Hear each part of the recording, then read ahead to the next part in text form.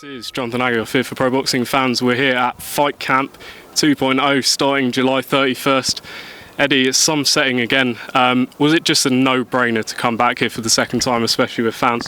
Firstly, shout out to Pro Boxing Fans. I've been following you on Instagram, doing some good stuff. Yeah. That's number one. Number two is, yeah, you're right. I mean, that last year, I never thought that when we created Fight Camp that we'd be doing it again next year and it would be a regular fixture, because it was an opportunity to get us out of trouble, to get live events out of trouble by doing something behind closed doors and something spectacular.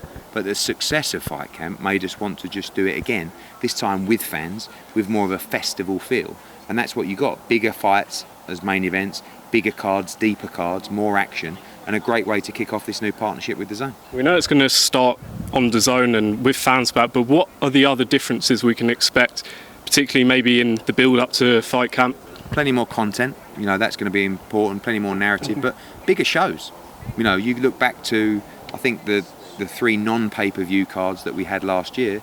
You know, we had Sam Eggington against Ted Cheeseman, great fight. We had Terry Harper against Natasha Jonas as a headline, and we had Felix Cash against Wellborn as a headline. So obviously the headline fights are much bigger. You've got more action throughout the cards, deeper cards, more content, better production. Obviously this is going to be the first time we're going to unveil the new Matchroom production. That was a massive element to this deal. We'll announce the talent to the partnership this week, which is everybody's going to absolutely love. So you're going to see a lot of difference, and I think that's key for us, is to freshen things up.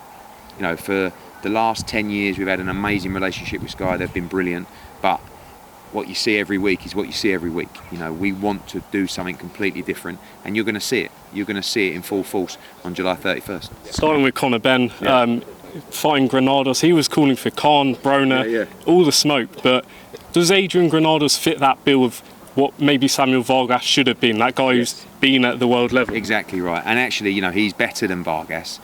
He has better wins on his resume than Vargas. I think he's technically better than Vargas.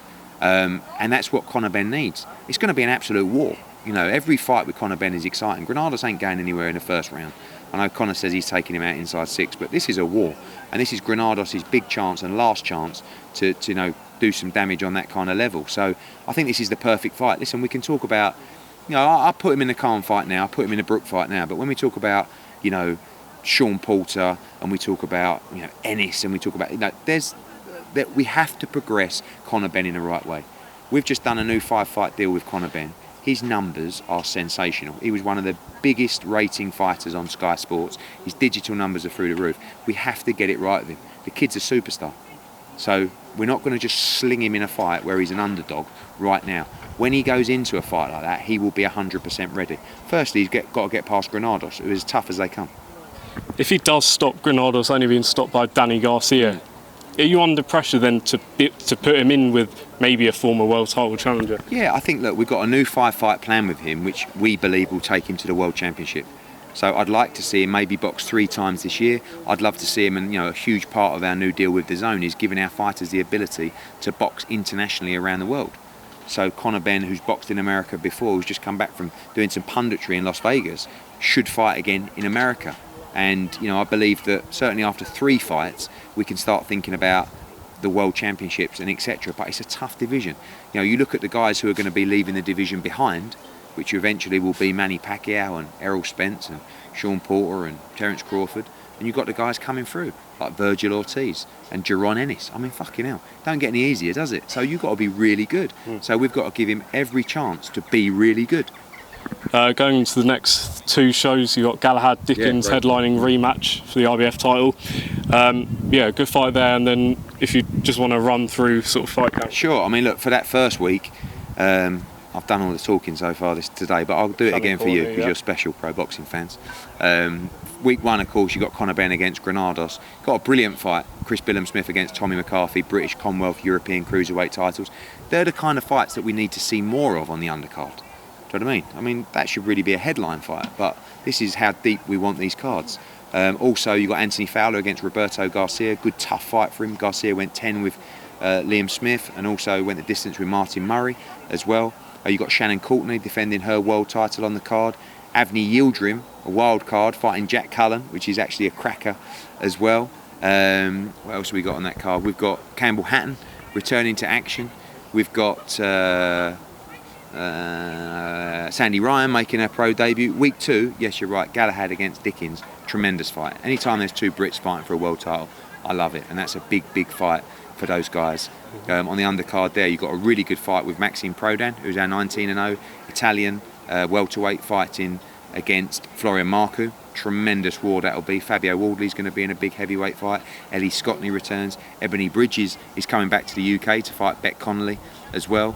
Probably missed out a fight on that card as well. And then we go to week 3, Boatsy against Bolotnik. Tremendous fight. You know, I mean, Boatsy is, I feel, one of the best fighters in the world already. But you guys, you and you particularly, have been crying out for a step up. This is it. Bolotnik's in brilliant form, probably the best form outside of the world champions. This is the big step up for Joshua Boatsy. Also on that card, you've got Felix Cash, you've got Cash Farouk, you've got Michael McKinson against Ranowski, really good fight. You've got Natasha Jonas, who's just signed a new deal with us as well. You've got Savannah Marshall defending her world title as well. So it's just stacked for 3 weeks, and can't wait. Just on one point on Dazn, you've said numerous times that it fits your vision of what you want to do over, globally over the next few years. Why is it that Dazn give you that opportunity to do what you weren't able to do, or didn't manage to do with Sky? Because Sky are a domestic broadcaster, and Sky didn't want to make the investment that we wanted for our fighters. You have to understand the world we live in at the moment, whereas fighters and managers and lawyers want more and more and more and more money. And I want to give them more and more and more money. There was no more money from Sky, or not to the levels that we needed. Okay, so of course investment is important, but Dazn are a global platform. They're a sports streaming giant, but they're also a global boxing platform. So all of our shows are broadcast globally on Dazn. We're already launched with them with localised events in the UK and Ireland, in America, in Italy, in Spain, and in Mexico with Canelo Alvarez last week. Next up, Germany, Australia. Show me another promoter that's even doing shows in more than 2 territories. No one. We are the only true global promoter in the sport of boxing, and Dazn will give us that investment and that ability to open up new markets as they expand globally. So this is a game-changing deal for our business, but also our fighters and the sport of boxing. Just an update quickly on Joshua-Usyk. I think you told reporters last week it was almost agreed. Is there any update on where it could be? Is Spurs front runner? Yeah, terms have been agreed for that fight. We're finalising the paperwork and the contract. I'm fed up with saying 2 weeks or whatever, but I think we're in a good place. I trust Alex Krasuk and Usyk, and they want the fight. Spurs or Wembley, September 18th or 25. Stand by. I'll just ask on Canelo-Plant, any development with that? I have a call with Canelo in the next couple of days to go through the plan of action. It's the fight. I believe it's the fight everyone wants, and hopefully you see that on September 11th. Eddie Hearn, appreciate your time, and roll on July 31st.